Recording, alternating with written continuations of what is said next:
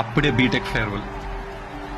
చదవటానికి చాలా టైం ఉంది మామ అనే స్టేజ్ నుంచి అరే ఏమీ చదవకుండానే 4 ఏళ్లు గడిపేశాంరా అని మిమ్మల్ని మీరే బ్లేమ్ చేసుకునే పొజిషన్కి వచ్చేసారు.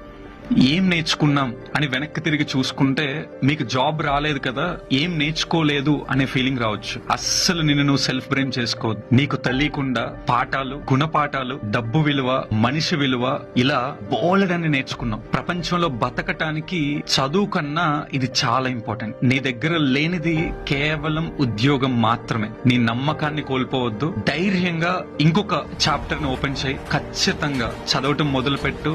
నీలో ఉన్న బలం ఏంటో తెలుసుకుని దాని మీద వర్క్ చేయడం మొదలుపెట్టు. ఒక రోజు లేట్ అవ్వచ్చు, ఒక నెల లేట్ అవ్వచ్చు, ఖచ్చితంగా లైఫ్ లో మంచి పొజిషన్ కి వెళ్తావు. Keep trying. నువ్వు గెలిచేంత వరకు ప్రయత్నించడం ఆపొద్దు. ఖచ్చితంగా గెలుస్తావు. All the very best. ఈ వీడియోని ఇంజనీరింగ్ ఫైనల్ ఇయర్ అయిపోతున్న ప్రతి స్టూడెంట్ కి షేర్ చేయండి.